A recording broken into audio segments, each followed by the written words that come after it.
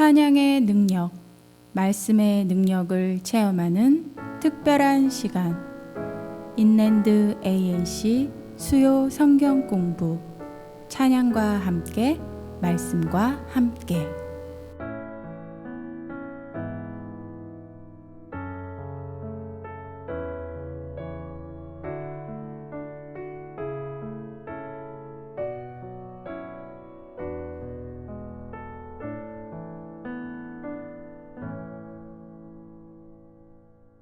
네, 여러분 이제 올해 7월 마지막 우리 성경 공부 이렇게 나오셨을 것입니다. 찬양과 함께 말씀과 함께하는 시간입니다. 우리 잠시 기도하고 시작하겠습니다. 하나님 아버지, 7월을 보내는 막바지에 와 있습니다. 오늘 저녁에도 말씀을 사모하고 또 찬양 부르기 위해서 나온 우리 사랑하는 성도들 이 자리에 불러주심에 감사드립니다. 각 가정에서 TV 앞에 또 컴퓨터 앞에 또 이렇게 카카오톡 앞에 앉아 있을 것입니다. 그 자리에 하나님 성령님께서 임하셔서 우리 말씀 공부하는데 우리 영이 주님의 말씀을 받을 수 있는 마음으로 활짝 열리게 하여 주시옵소서.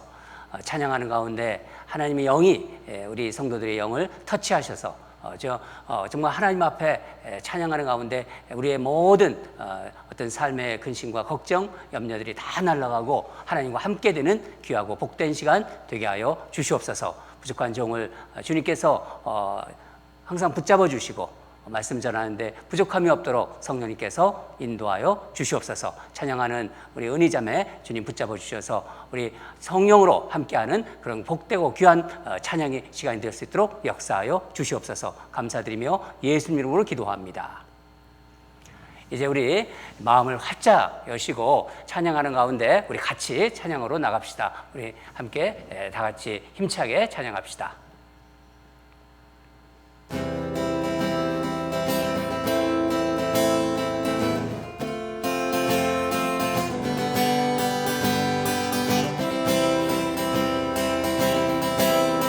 성령이여, 성령이여 임하소서. 메마른 나의 심령 위에 주님의 은혜의 담비 내려 나 흠뻑 적셔 주옵소서. 주의 권세 주의 능력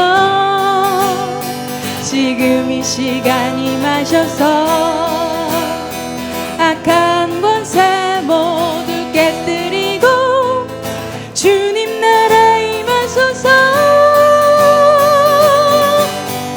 영광 할렐루야. 예수의 그 피가 내게 승리 주네. 구원이 되시네. 영광 예수의 이름이 능력되네. 소망이 되시네. 성령이여, 성령이여 임하소서. 메마른 나의 심령 위에 주님의 은혜의 담비 내려 나 흠뻑 적셔 주옵소서. 주의 권세 주의 능력 지금 이 시간 임하셔서 악한 권세 모두 깨뜨리고 주님 나라 임하소서. 영광 할렐루야. 예수의 그 피가 내게 승리 주네. 구원이 되시네. 영광 할렐루야. 예수의 이름이 능력되네. 소망이 되시네.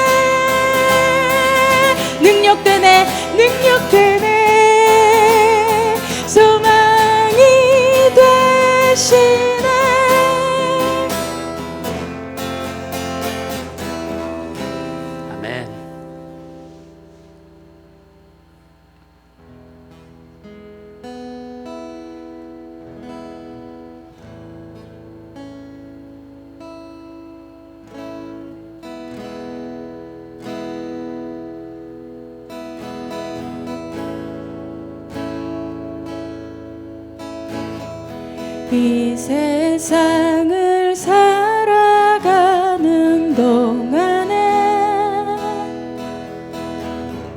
나의 힘을 의지할 수 없으니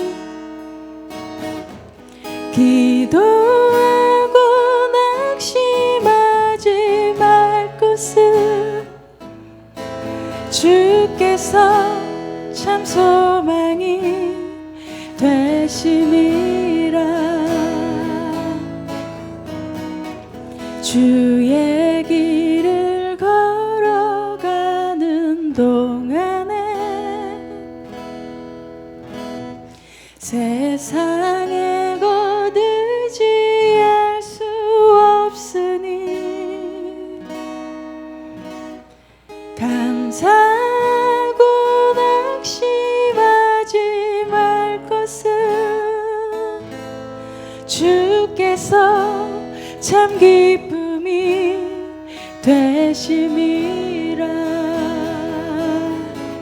하나님의 꿈이 나의 비전이 되고 예수님의 성품이 나의 인격이 되고 성령님의 권능이 나의 능력이 되길 원하고 바라고 기도합니다.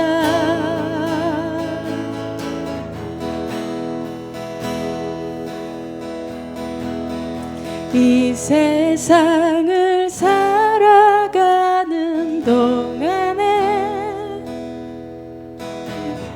나의 힘을 의지할 수 없으니 기도하고 낙심하지 말 것은 주께서 참 소망이 되심이라. 주의 길을 걸어가는 동안에 세상에 거두지할 수 없으니 감사하고 낙심하지 말 것은 주께서 참 기쁨이 되심이라. 하나님의 꿈이 나의 비전이 되고 예수님의 성품이 나의 인격이 되고 성령님의 권능이 나의 능력이 되길 원하고 바라고 기도합니다. 하나님의 꿈이 나의 비전이 되고 예수님의 성품이 나의 인격이 되고 성령님의 권능이 나의 능력이 되길 원하고 바라고 기도합니다. 하나님의 꿈이 나의 비전이 되고 예수님의 성품이 나의 인격이 되고 성령님의 권능이 나의 능력이 되길 원하고 바라고 기도합니다.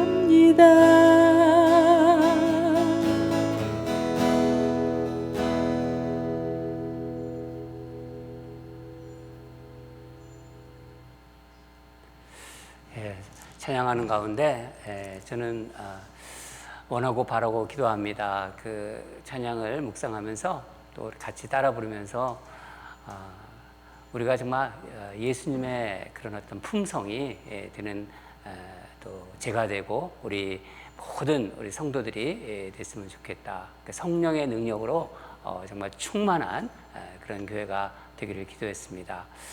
여러분 찬양이 참 좋죠. 그래서 찬양하는 가운데 우리 마음 문이 활짝 열렸을 줄 믿습니다. 이제 오늘 또 네 번째 사도행전 공부 들어가도록 하겠습니다. 오늘 공부할 내용은 3장부터 6장까지입니다. 3장부터 6장까지인데 전체적으로 공부를 어느 부분만 하는 게 아니라 쭉 다 같이 훑어보고 싶어서 제가 이렇게 그 범위를 잡고 있는데 그러니까 사도행전을 쭉 훑어보고 싶은 거예요. 근데 그러기 위해서는 시간이 많이 걸리잖아요. 그래서 필요한 그 전체적인 훑어보면서 그 내용에 어떤 핵심적인 것이 있나 하는 것을 먼저 이렇게 제가 좀 말씀으로 요약해서 설명을 드린 다음에 문제를 푸는 것이 훨씬 더 여러분들이 이해하기가 쉽고 또 그것이 효과적인 방법이라고 생각해서 지금 그렇게 지금 하고 있습니다. 3장에는 이제 어떤 내용이 나오냐면은 베드로와 이제 요한이 못 걷게 된 이 그 안진뱅이라고 나오죠. 이 성전 미문에 앉아 있는 사람을 이제 고치는 그런 게 나옵니다. 우리 이제 파워포인트를 좀 보실 텐데 신약교회의 그 능력이 이제 지금 막 이제 나오기 시작하는 그런 본문입니다. 그러니까 신약교회가 이제 탄생이 되면서 이제 그 치유의 능력들이 나타나요. 사도들이 이제 치유의 그런 어떤 그 권능들이 이제 나타나기 시작하는 거죠. 그리고 이 치유의 권능은 성령이 민감할 때, 성령에 민감할 때 그것을 알고 또 치유의 역사가 또 일어나는 거예요. 아무 때나 그런 것이 일어나는 게 아니라 그런 부분이 계속 납니다. 뭐 베드로와 요한이 이 그 성전에 올라갈 때 이 미문에 앉아 있던 이 안진뱅이 이 사람이 전에도 앉아 있었거든요. 근데 그날 바로 치유받는 역사가 일어나는 것입니다. 그러니까 어느 뭐 집회에서 이렇게 하는 것이 아니라 바로 성령님의 민감한 그런 교회였다는 거예요.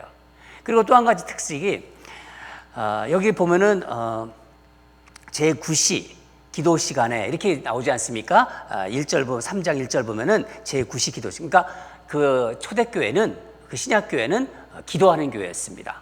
그러니까 제9시라면은 3시, 지금으로 말하자면 3시와 6시 이렇게 정해놓고 제가 보통 성경에 나오는 그 시간이 나왔더니 6을 더하면은 시간이 맞는다고 그렇게 말씀드리지 않았습니까? 그래서 따져보면은 이제 3시가 되는 거예요. 그리고 또 12시에도 기도했고 이런 기도하는 그런 교회였다는 거예요. 초대교회의 그 특색이 그러니까 성령에 민감한 교회, 또 치유하는 교회, 또 기도하는 교회, 또 연합하는 교회. 함께 이 사도들이 연합을 했어요.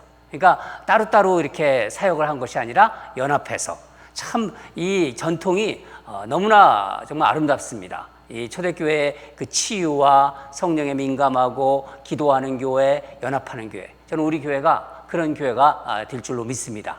여러분들이 이렇게 지금 그 사도행전을 우리가 배우고 있지 않습니까? 하나님 뜻이 있는 거예요. 또 아침에는 로마서를 지금 우리가 묵상하고 있지 않습니까? 그리고 수요일날 저녁에는 사도행전, 그리고 주일에는 느헤미야. 이 뭔가 이렇게 흐름이 있지 않습니까, 여러분? 그런 어떤 영적인 흐름을 여러분 이렇게 생각하시면서 이렇게 말씀도 묵상하시고 또 공부에 임하시기 바랍니다. 4장으로 넘어가면 뭐가 나오냐면은 주로 4장에는 이제 베드로와 요한이 이제 산헤드린 공회 앞에 서요. 잡혀가요. 그래서 이제 핍박을 받게 됩니다. 그러니까 베드로와 이제 요한이 그 산헤드린 공회에서 담대하게 뭐를 증거하죠? 예수 그리스도의 부활을 증거해요.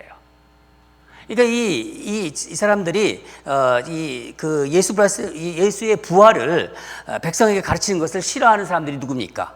유대의 종교 지도자들이죠.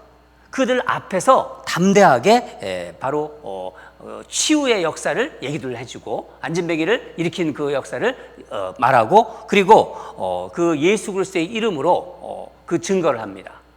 그리고 예수님이 부활하셨다는 것을 담대히 증거하니까 이들이 이제 말을 못하게 해요. 다른 건 좋은데 예수의 이름을 말하지 말라, 그렇게 이제 얘기하죠. 이게 핍박이 오는 것입니다. 그 사정에는 그 핍박 앞에서 담대한 사도들의 그런 모습들이 나옵니다. 그 4장 마지막 부분에는 정말 그 막 물건을 그 공동체 내에서, 초대교회 내에서 이제 서로 그 물건을 막 같이 공동으로 쓰는 역사가 나오고, 자기 재산 것이 아니라고 하는, 그리고 같이 필요한 사람에게 나눠주는 그런 아름다운 일들이 생깁니다. 저는 우리 예수님 오시기 전에 다시 한번 이런 일이 있었으면 좋겠어요. 그때도 성령님 계시고 지금도 성령님 계십니다. 네. 분명히 그렇게 될 줄 믿습니다. 그리고 5장으로 넘어가면요, 이제 그 아나니아와 삽비라 사건이 나옵니다. 초대교회에 어떤 그 불순물을 제거하는 사건이 나타나요. 그게 바로 이제 아나니아와 삽비라 사건을 통해서 성령께서 그렇게 역사하십니다. 그러니까 그 보면은 초대교회가 이게 막 부흥하기 시작하는데 거짓 신자가 생긴다는 거예요. 요즘도 그렇지 않습니까? 신자들 아주 믿음 좋은 신실한 신자가 있는 반면에 참 어떤 거짓 신자가 있는 것이 사실 교회의 현실입니다. 교회의 거룩성을 유지하기 위해서 성령께서 강하게 교회의 순수성을 지키게 하시고 거룩성을 지키게 하십니다. 바로 이런 것이 바로 5장의 아나니아와 삽비라를 통해서 우리에게 주시는 말씀이고, 결국 성령 충만이 초대교회가 순수한 이유는요, 성령 충만을 받은 거예요. 그러니까 성령이 지배를 받고, 성령 충만이 뭐라고 말씀드렸죠? 성령의 지배를 받고 있는 것. 그러니까 내가 하나님의 말씀의 지배를 받고 있는 삶, 그게 바로 성령 충만해요. 인격이 변하고 삶이 변합니다. 하나님 말씀에 순종하는 것. 그리고 부흥의 이제 표적들이 나타나요. 막 부흥하기 시작하니까 이제 표적과 기사가 나타나고 사람들이 모이기 시작합니다. 그리고 이제 또 거기에 이제 그 모이면서 하나의 이적과 기사들이 나타나죠. 그리고 이제 또 보면은 사도들이 이제 또 어려워지면서 또 여러 가지 그 사건들이 쭉 일어납니다. 그러면서 이제 6장으로 넘어가면서 교회에 문제가 발생해요. 파벌이 생기게 됩니다. 누구파 이런 식으로. 여기서 헬라파와 유대파 이렇게 나눠졌죠. 바로 이런 것들이 현재 우리가 교회를 이렇게 지금 이 시대의 교회들이 많이 이런 것을 보면서 배워야 해요. 어떻게 이 문제를 극복했을까? 우리에게도 문제가 있지 않습니까?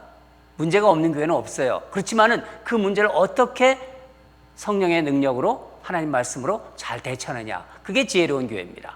그게 살아있는 교회고, 불평분만 있는 것을 어떻게 하느냐, 이런 것들이 참 중요한 것입니다. 성령의 지혜로 대처했다. 그리고 말씀과 지혜로 대처했다는 것입니다. 이게 전반적으로 3장부터 지금 제가 쭉 훑어봤는데 6장 초반부까지의 그런 우리 말씀입니다. 여러분, 제가 특별히 이 말씀을 읽지 않는 것은 여러분들이 3번씩 제가 꼭 읽어보라고 부탁을 드렸고, 여러분 순종하시는 분들이기 때문에 다 읽으셨으라고 믿습니다. 여러분들의 양심에 맡기고 제가 별도로 읽지 않겠습니다. 꼭 필요한 부분만 문제를 풀다가 읽도록 하겠습니다. 오늘 이제 문제를 좀 들어가도록 하겠습니다. 문제를 들어가는데 2번 보면은요, 우리 보면은 지난번에 1번을 우리가 문제를 풀었습니다. 1번을 풀고 이제 그 2번부터 이제 우리가 지금 공부하는데 2번을 보겠는데, 당신은 자신이 성령 충만한 상태인지 아닌지를 어떻게 압니까?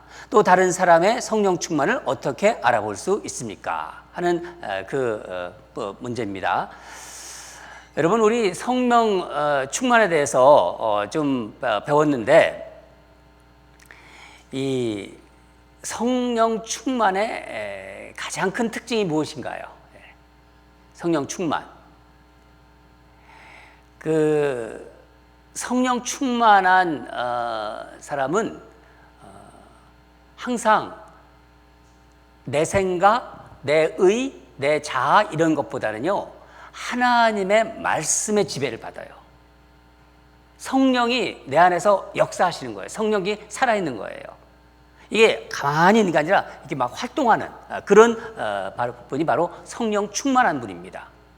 성령 충만하면 하나님의 말씀, 말이 많아진다고 했지 않습니까? 그래서 어떻게 보면은 이 말이 많은 것, 그 말이 근데 쓸데없는 말이 아니에요. 하나님 나라에 대해서 말을 해요. 말씀에 대해서 해요. 그리고 그 말이 지혜로워요. 이게 바로 증인의 삶을 살아가는 거예요. 삶의 변화가 나타난다고 말씀드렸습니다. 말씀을 사랑하고 말씀에 굳게 서 있습니다. 그 사람을 보면은요, 좋아요. 그러니까 이 대화를 하면은 또 성도와 따로따로 이렇게 뭐 이렇게 어떻게 뭐 만나는 사람 따로 있고 뭐 이런 게 아니라 성도와 교제에 항상 힘써요. 한 마음으로 기도하자 그러면 기도하고 같이 음식도 나누고, 이제 앞으로 우리가 코로나 바이러스가 이제 기세가 꺾이면은 이제 앞으로 음식도 나누고 뭐 같이 있겠죠. 예. 또 언제나 십자가를 묵상하는 게 늘 있습니다. 그 안에는요, 그 사람 안에는 항상 불평불만보다는요, 감사가 있어요. 감사. 어떤 사람하고 어떤 성도하고 얘기를 하는데, 아유, 나는 참 요즘 너무너무 감사해. 코로나 바이러스 기간이지만은 그래도 난 이런 점이 감사해. 감사할 수 없는 조건에서도 감사를 찾아내요. 그런 분이 바로 성령 충만한 분입니다. 또 기도가 아침에도 기도하고 저녁에 기도하도 기도하는 게 하나님과 연결되어 있다는 거예요. 또 그 입에는 항상 찬양이 있습니다. 이런 게 바로 성령 충만한 사람이고, 또 그런 사람이 바로 성령 충만한 사람을 또 이렇게 그런 사람들이 바로 성령 충만한 사람들이라는 거죠. 여러분, 성령 충만한 사람들이 모이는 교회가 성령 충만한 교회예요.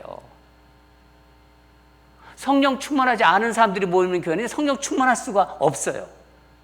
결국 교회는 사람들이 모임이고 예수를 주로 고백하는 사람들이 모임이기 때문에, 교회가 아무리 성령 충만을 외쳐도 성도 개개인이 성령 충만하지 못하면요, 성령 충만한 교회가 아닙니다.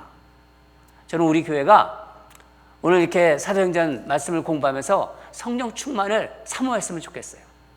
내가 교회 오래 생활했는데 나 이런 거 한 번도 경험하지 못했어. 하나님, 내 말씀을 사모합니다. 그리고 하나님, 제게도 성령이 충만한 그런 역사가 있어서 항상 어려운 삶 속에서도 하나님을 사랑하고 정말 이런 우리가 교육받았을 때 이런 현상들이 제게서 일어나게 해달라고 그렇게 간절히 기도하시기 바랍니다. 이런 부분에 대해서 좀 생소하게 느껴지시는 분들한테 제가 말씀드린 것입니다. 또 성령 충만의 또 가장 큰 특징이요, 회개에 열려 있다는 거예요. 잘못을 지적하면요, 바로 회개해요. 이 마음이 완악한 그런 분들은요, 이 잘못을 지적하면요, 튀어나가요. 그리고 공격하게 해요. 그러니까 사단의 역사를 받기 때문에. 그래서 마음을 돌려야 되거든요. 회개는 마음을 돌리는 거거든요. 가던 길을 유턴하는 것입니다. 그래서 진정한 회개를 하고 죄 용서를 받은 다음에 바로 우리 것이 성령 충만이 이루어지는 거예요. 회개하면은요, 이미 용서받은 거예요. 회개하면은. 그리고 다시 성령 충만으로 가는 겁니다. 회개, 용서가 있어야지 또 세례도 있는 거예요. 세례 받으면서 제가 새벽 시간에 또 말씀드릴 텐데, 세례 받으면은 용서가 되는 게 아니라 죄 용서함 속에서 바로 세례로 연결되는 것입니다.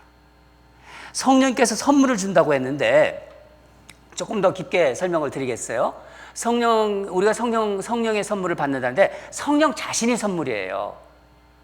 은사도 주시지만은 성령 자신이 우리의 또 선물이 된다는 거예요. 성령께서 무슨 어떤 선물을 준다, 그런 의미는 아닙니다. 오늘 본문에 나오는 죄를 회개하고 용서받을 때 바로 성령을 받게 되는 거예요. 성령 받지 못한 사람이다? 죄를 회개하지 않은 사람이에요. 여전히 그 안에 죄가 있습니다. 중생받은 역사가 없는 거예요. 교회는 다닌다고 하지만은 본어겐 된 경험이 없어요. 저는 우리 교회 성도님들 중에서 이 사도행전 성경 공부하면서 내가 교회는 30년, 20년 이렇게 다녔는데 내가 진정으로 중생받은 적이 없구나. 내가 정말 하나님 앞에서 눈물로 회개한 적이 없구나. 그러면은 사모하세요. 하나님께서 그 마음을 만져주실 거예요. 회개의 역사가 일어나고 중생받는 역사가 일어날 줄 믿습니다. 그러니까 성령의 선물은요, 회개, 죄사함은 모두 동시적인 성령의 역사예요. 그게 같이 오는 거예요. 그것을 잘 아시면 좋겠습니다. 2번 문제, 당신이 자신이 성령 충만한 상태인지 언니를 어떻게 합니까? 제가 여러 가지 말씀을 많이 드렸어요. 딱 부러져서 말씀은 안 드렸지만은 여러분들이 잘 생각하시면은 이게 바로 성령 충만의 증거구나. 또 다른 사람들이 이 사람이 성령 충만 받았는가 하는 것을 어떻게 할수있는가? 나를 보면 알 수 있어요. 자신이 어떤 상태인지. 그리고 그 사람이 이야기하는 것을 들으면은 이분이 성령 충만한 사람이구나, 이런 것을 알 수 있는 것입니다. 제가 오늘 말씀드린 것을 잘 여러분 한번 음미해보고 또 강의를 한번 듣고 나서 다시 한번 들어보세요. 그러면은 훨씬 더 여러분에게 은혜가 있고 또 명확해질 것입니다. 3번 문제 풀겠습니다. 두 성령 강림 사이에 어떤 일이 있었나요? 뭐가 있었냐면요, 베드로의 설교가 있지 않습니까? 그렇죠? 베드로의 이제 설교가 3절 보면은 4장을 보면은 3장 중간 부분이죠. 베드로가 이제 솔로몬 행각에서 설교를 합니다. 생명을 주로, 그러니까 하나님이 죽은 자 가운데서 그를 살리셨으니 우리가 그 일을 증인이다. 죽은 자 가운데 살아나신 예수 그리스도를 증거하는 거예요. 성령 강림을 알리고 그리스도를 증거하기 위해서 이 베드로는 설교합니다. 그리고 교회가 이제 중간에 탄생이 됩니다. 그러니까 예수 그리스도를 믿는 사람, 그런 사람들이 모입니다. 거기에는 말씀이 있습니다. 그리고 서로에 대한 교제가 있어요. 식탁 공동체가 생긴 거예요. 같이 음식을 나누면서 기도가 입니다. 그게 바로 코이노니아, 그러니까 예수 그리스도를 주로 고백하는 사람들이 함께 모여 말씀을 나누고 기도를 하고 음식을, 애찬을 같이 하고, 바로 코이노니아 공동체가 만들어지는 거예요. 이 코이노니아라는 말은 공유하다, 나누다라는 말입니다. 그래서 다른 사람들과 자기 것을 같이 나누는 거예요. 그게 자연스럽게 이루어지는 거예요. 세상 사람들은 그런 것보다는 그것을 우리에게 이상하게 보는 거예요. 내 거를 내 거라고 하지 않는 게 우리 그리스도인들의 특징입니다. 서로가 분리됨이 없이 하나 되는 것을 의미합니다. 그러니까 그게 바로 진정한 코이노니아, 공동체, 함께 삶을 누리는 것입니다. 그리고 이제 그런 것들이 지금 일어나는 거예요. 두 성령 강림 사건 사이에. 이 성령이라는 건 제가 1번 문제 풀 때 성령이 내릴 것이라고, 성령이 올 것이라고 그 예수님께서 말씀하셨고 그걸 약속대로 오셨잖아요. 그때 오순절 마가다라방 사건을 얘기하는 거예요. 그리고 그 이후에 베드로와 요한이 잡혀 있을 때 그때 기도하지 않습니까? 그때 기도할 때 또 성령 충만을 받아요. 물론 하나는 성령 강림 사건이고 하나는 성령 충만 사건이에요. 그래서 그 차이점을 1번에서 말씀드렸습니다. 그 사이에 뭐가 있냐는 것 때 바로 치유의 기적들이 일어나고 교회가 탄생되고 그렇다는 거예요. 그 전에 물론 베드로의 사건도, 베드로의 그 설교도 있었지만은, 그래서 이 치유의 기적 때 뭐가 일어나요? 안진뱅이가 일어나는 기적이 일어났습니다. 그래서 이 치유는 예수 그리스도를 주로 믿는 그 믿음으로 말미암아 일어난 거예요. 놀라운 말씀이죠. 거기 보면은 베드로가 이르되 은과 금은 내게 없거니와 내게 있는 이것을 내게 주노니 나사렛 예수 이름으로 일어나 걸으라. 3장 6절 말씀. 이런 치유의 역사가 일어났다는 거예요. 그래서 두 성령 강림 사건 사이에 어떤 일이 있었나요? 했을 때 치유의 기적이 일어났다, 또 교회가 탄생됐다, 그렇게 볼 수 있습니다. 4번 문제 풀겠습니다. 유다를 대신할 사도를 뽑게 되는 과정 1장 15절에 나왔었죠. 12사도 중에서 유다가 이제 죽게 되고 유다가 예수님을 배반하고 비참한 종말을 맞이하게 됐지 않습니까? 그 비어있는 자리에 이제 사도를 보선합니다. 또 7집사를 세우는 과정 6장 1절에서 7절입니다. 이것을 이제 사람을 세우는 과정이잖아요. 교회에서 사람을 세울 때 어떻게 할 것인가 하는 부분을 우리가 생각해 볼 필요가 있는 것입니다. 이 필요한 이유는, 사도가 필요한 이유는 무엇인가요? 여기다 이제 여러분 써보세요. 제가 보니까 왜 필요하냐면 베드로가 사도 한 사람의 부족함이 있다는 것을 그 전체 120명이 모였을 때 그 얘기를 하잖아요. 참 어려운 얘기라고 했잖아요. 자신의 동료였어요. 근데 예수님을 배반한 사람이에요. 그런 얘기 입에 올리기가 힘들잖아요. 근데 하나님이 성령께서 깨달음을 주신 거예요. 그래서 베드로가 사도 한 사람의 부족함을 깨닫게 되는 거예요. 필요한 이유는. 그렇죠? 할 일은 무엇인가? 예수님께서 부활하심을 증언할 사람. 그 증언할 사람을 우리 12명을 중에서 한 사람이 비어있으니까 하나를 세워야 된다. 우리와 같이 봉사할 사람. 우리와 함께 항상 다니던 사람. 이런 사람이 필요하다는 것을 얘기한 거예요. 이것은 또 예언된 얘기입니다. 그 베드로가 그걸 생각한 것이에요. 그 자리에서 성령께서 주신 것이죠.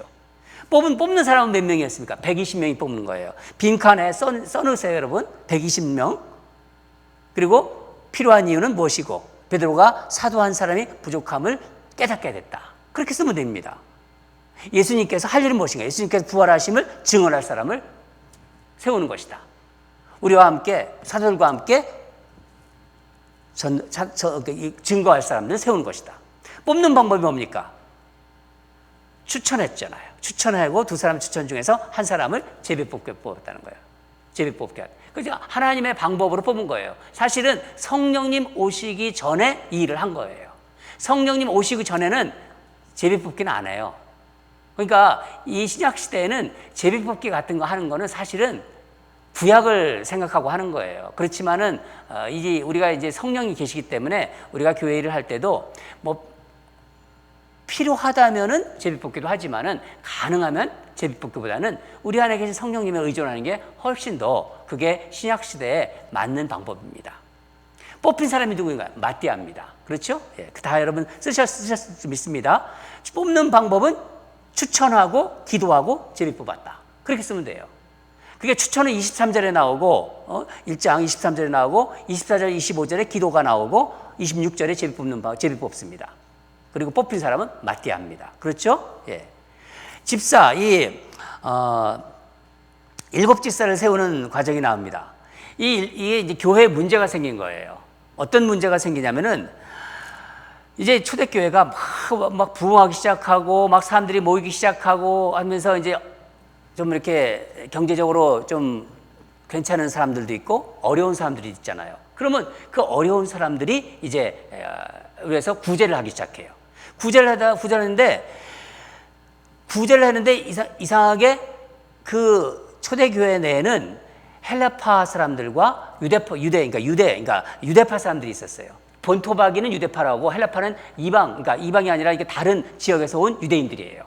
같이 모여서 교회를 만들었는데 이상하게 헬라파가 아니라 이게 유대파 과부들에게만 어려운 사람들이죠. 과부는 그때 또 어려웠습니다. 삶이. 지금 그런 과부들한테만 구제가 나간 거예요. 그것에 불만이 이제 터뜨려진 거죠. 그게 이유였습니다. 구제 사역에 힘쓰다 보니까 그런 쪽에 신경을 쓴 거예요, 사도들이. 근데 파벌이 생긴 거예요. 유대파와 헬라파. 근데 헬라파, 유대 과부들은 제외가 되고, 그러니까 유대파 과부들에게 구제가 많이 나간 거예요. 그래서 이 문제를 어떻게 해결할 것인가를 기도하다 보니까 이 사도들이 그 문제를 바로 해결하지 않고 우리가 기도하지 못했구나. 우리가 말씀 보지 못했구나. 그러니까 말씀과 기도에 전념하기 시작해요. 이게 바른 디렉션이에요. 교회 문제가 생겼을 때 바로 그 문제에 엎어지지 않고 리더들이, 교회 구성원들이 말씀과 기도에 전념하기 시작하는 거예요. 우리 교회도 주시는 그런 어떤 귀한 어떤 그 지혜입니다. 우리 교회도 여러 가지 문제가 있을 때 리더들이 바로 기도하고 말씀 보기 시작해야 돼요. 내가 멀어졌구나. 그래서 무엇을 했습니까? 할 일은 뭡니까? 구제 담당할 사람을 새로 뽑게 돼요. 그래서 구제 담당할 사람을 새로 뽑는데 제자들과 12사도들이 이제 뽑죠. 누가 뽑냐면, 뽑는 사람은요. 그래서 7집사를 선택했는데 누가 뽑혔나요? 놀랍게도 헬라파 유대인들만 뽑혔어요. 이게 참 성숙한 초대교회입니다. 유대파 사람들은 뽑히지 않고 헬라파. 그만큼 헬라파에 배려했다는 거예요. 이 본토박이 유대인들이. 해외에서 들어온 유대인들을 배려했다는 거죠. 이렇게 해서 이 문제를 해결해 갑니다. 어려운 교회의 문제를 해결하는 거죠. 근데 여기서 보면은 이런 생각도 들 거예요. 여러분 중에서 왜 마띠아보다는 바울이 낫지 않았을까? 근데 중요한 기준이 있어요. 예수님과 함께 생활하지 않았기 때문이에요. 그래서 사도 바울은 어떤 사람은 사도 바울이 당연히 이 12사도에 들어가야 되는 거 아닌가 그렇게 얘기하는 분도 있거든요. 그렇지만은 예수님과 함께 생활하지 않았기 때문에 이런 것들이 다 이렇게 기준이 있는 거예요. 그래서 우리가 보잖아요. 교회 공동체에서 일꾼을 세울 때 반드시 고려할 것이 무엇이라고 생각합니까? 위에 정리한 내용을 토대로 하여 3가지만 써봅시다. 그렇지 않습니까? 여러분 한번 예습을 하신 분들은 한번 이것은 어떤 특별한 정답이라고 해서 할 건 없어요. 기도하면서 쓰시면 되는 거예요. 이 첫 번째는요, 전체 교회 공동체가 그러니까 같이 이렇게 동의할 만큼 합당한 이유가 있어야 되는 거예요. 그랬을 때 이제 그런 여기서 한 사람을 뽑잖아요. 그렇지만 전체가 같이 120명 모인 사람들이 그런 것에 대해서 다 합의가 이루어진 거예요. 말씀에도 있었고 그런 동의가 합당할 만큼 동의할 만큼 합당한 이유가 되어야 된다는 거죠. 첫 번째가. 그래서 또 하나는 어느 한 부분만 이렇게 생각할 게 아니라 공동체에서 다 합의를 했다 하는 것이 중요합니다. 성령 이 안에서 하나 기도하고 역사하기 때문에 거기서 반대 세력도 있고 그렇지만은 거기서 결정하면은 그대로 따랐다는 거예요. 하나님의 방법은요, 세 번째는 단순한 거예요. 복잡하지 않습니다. 여러분, 내가 교회를 하는데 어떤 경향이 있는가? 어떤 내가 카운슬에서 모임을 할 때, 또 당회에서 모임을 할 때, 또 우리가 공동회의를 할 때, 바로 이런 것들이 우리가 이 초대교회에서 회의하는 방법, 이런 것들을 우리가 잘 묵상하면서 귀한 것으로 배워야 합니다. 여러분 스스로 이를 완전하게 처리하려고 하고 있지 않은가? 그러니까 나만 어떻게 이렇게 완전하면 되는가? 이게 아니라 중요한 일을 결정할 때는요, 함께 한다는 거 중요해요. 다른 사람의 의견을 존중하고. 그러니까 그런 모임, 그러니까 성령님의 그 인도함을 받는 그 마음 자세가 참 중요한 겁니다. 또 한 가지 우리가 여기서 중요하게 좀 파악할 것은요, 참 교회는 다른 것보다도 말씀과 기도가 중심이 돼야 돼요. 그래서 참 이런 부분이 저에게도 많이 도전이 됩니다. 이제 우리 교회도 하나님께서 또 정말 기름 부으셔서 새롭게 여러 가지가 이제 많이 달라질 거예요. 여러분 저에게도 그런 꿈을 주시고 여러분에게도 꿈을 주실 겁니다. 그럴 때마다 더 말씀과 기도에 전념하는 그런 우리 교회가 됐으면 좋겠습니다. 저도 말씀과 기도에 더 전념하려고 합니다. 다른 어떤 일보다는 거기에 전념할 때 하나님께서 모든 것을 해나가십니다. 그러니까 인간관계에서 여러 가지 좀 손해볼 수도 있겠죠. 하지만 영적으로 생명을 키우는 교회는 바로 그런 곳이기 때문에 그것을 놓치지 말아야 된다는 것입니다. 교회에서 만약에 원망하는 마음이 생겼다, 불만이 생겼다, 그러면요, 그렇게 생각하세요. 마귀가 초인종을 좀 누리고 있구나. 사단 마귀가 나를 지금 이렇게 초인종을 지금 나를 부르고 있구나. 그렇게 생각하세요. 그래서 교회는 항상 언로가 열려 있어야 됩니다. 문제의 원인을 교인들에게 찾는 게 아니라 또 지도자들이 그런 걸 통해서 교회 리더들이 자신을 돌아보아야 됩니다. 그 6장 2절에 그런 말씀이 나옵니다. 6장 2절에 보면은 우리가 보면은 그 사도 보성을 볼 때 12사도가 모든 제자들을 불러 이르되 우리가 하나님의 말씀을 제쳐놓고 접대를 일삼는 것이 마땅하지 아니하니. 교회 너무나 행정사에게 너무나 많이 그 관심을 가졌어요. 말씀과 기도에 전념하지 못하고. 그래서 자기들을 돌아보는 겁니다. 성도 중에서 자꾸 원망하는 사람이 있다. 불평불만하는 사람이 있다. 그러면 자신을 돌아보라는 거예요. 굉장히 중요한 포인트입니다. 교회 안에서 일어나는 대부분의 문제는요, 그 환부를 직접 손을 대지 않는 것이 어쩌면 가장 이상적인 거예요. 지혜로운 방법이에요. 오늘 사도들이 말씀과 기도에 전념하면서 7지사를 세우는 걸 보세요. 놀라운 역사가 일어나는 것입니다. 우리가 이런 걸 통해서 참 중요한 것을 배울 수 있습니다. 여러분, 벌써 시간이 또 꽤 많이 지났어요. 시간만 조금 더 되면은 더 하겠는데 또 저녁이고, 그래서 필요한 부분만 이렇게 오늘 공부를 했습니다. 그런 거를 질문하신 분이 있으세요. 제가 그러니까 간단하게만 한 가지만 더 말씀드리고 마치겠습니다. 이 아나니아와 삽비라가 이렇게 자신의 땅을 이렇게 팔아서 했잖아요. 그런데 어떻게 거기서 죽임을 당할 수 있는가? 그거에 대해서 참 이해가 안 된다고 이렇게 저한테 질문하신 분이 있으세요. 이거는요, 그러니까 이 아나니아와 삽비라가 거짓을 구한 거예요. 거짓말로. 말씀을 잘 보면은요, 어떤 헌금을 하고 또 교회에 뭔가 헌신을 하더라도 벌써 성령께서 그걸 다 알고 있는데 그 땅을 파는 거를 다 팔았다고 하면서 일부를 남겨두고 거짓을 사도들한테 고한 거예요. 부부가 다. 그래서 그 자리에서 바로 성령님의 치심을 당한 거예요. 교회가 왜 요즘은 왜 그런 일이 안 일어나느냐? 이때는 교회가 처음 태동되기 때문에 교회의 순수성을 성령께서 강하게 지키려고 했던 거예요. 그러니까 교회의 거룩성, 교회의 능력을. 그래서 우리가 이 두려움을 좀 가질 필요가 있어요.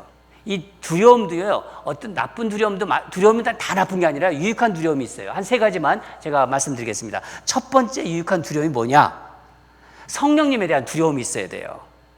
성령께서 우리를 늘 살피고 있다는 것을 우리에게 힘도 주시지만은 우리가 거룩하고 깨끗하게 살게 하기 위해서 살피고 있다는 걸 여러분 잊지 마십시오. 우리가 우리의 그 마음 깊은 곳을 성령님께서 살피고 계시다. 이게 성령님에 대한 두려움이 있어야 된다는 거예요. 두 번째는 교회 지도자들에 대한 두려움이 있어야 돼요. 목회자가 근본적으로 뭔가 잘못되어 있지 않는 한 하나님께서 교회 지도자를 통해서 먼저 말씀하세요. 이게 교회 지도자들에 대한 두려움이 있어야 돼요. 제가 목회자라고 말씀드린 게 아니라 요즘 그런 것이 없기 때문에 제가 오늘 말씀을 기도하면서 묵상하면서 하나님이 주신 말씀이기 때문에 여러분에게 전하는 것입니다. 교회 리더들에 대한 두려움. 우습게 생각하지 말라는 거죠. 그리고 범죄, 자기가 죄를 짓는 것에 대한 두려움이 있어야 돼요. 어떤 교회가 정말 성령님께서 역사하시는 교회냐? 잘못이 있을 때 하나님께서 어떤 방법으로도 깨우쳐 주시는 교회예요. 그게 바로 성령이 역사하는 교회예요. 죄를 죄를 짓는 것도 전혀 모르고 있고 깨닫지도 못하고 그런 교회는요, 성령님이 역사하는 교회가 아니에요. 어떤 방법으로도 깨닫게 하시고 두렵게 떨게 하는 그 두려움으로 떨게 하는 교회가 성령님이 역사하시는 교회입니다. 저는 우리 교회가 그런 교회가 될 줄 믿습니다. 또 우리 가정들도 바로 그런 가정이 되어야 됩니다.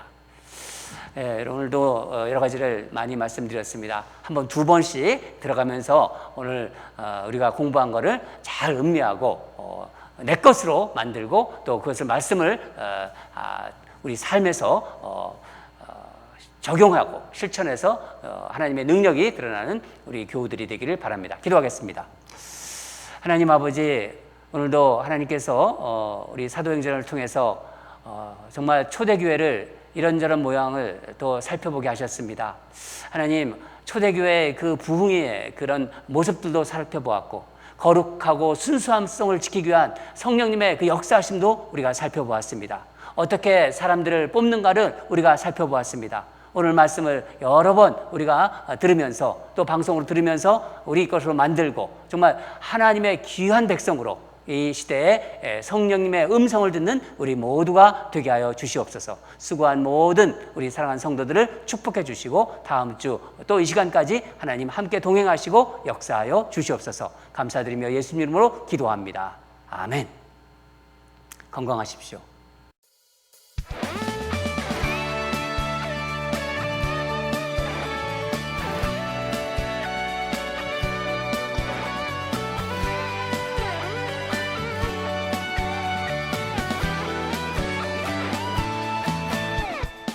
성령이여 임하소서 메마른 나의 심령 위에 주님의 은혜에 담비 내려 나를 벅적 셔주옵소서.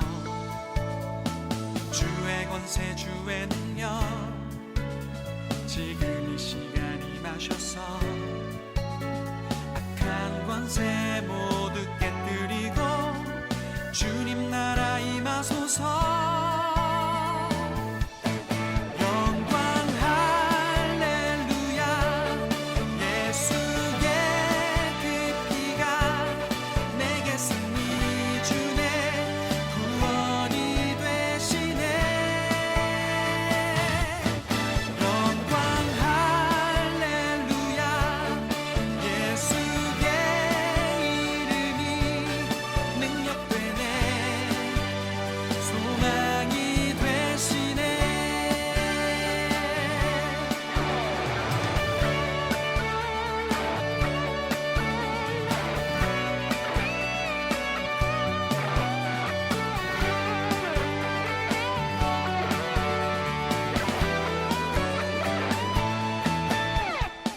성령이여 임하소서 메마른 나의 심령 위에 주님의 은혜에 담비 내려 나를 벅적 셔주옵소서. 주의 권세 주의 능력 지금 이 시간 임하셔서 악한 권세 모두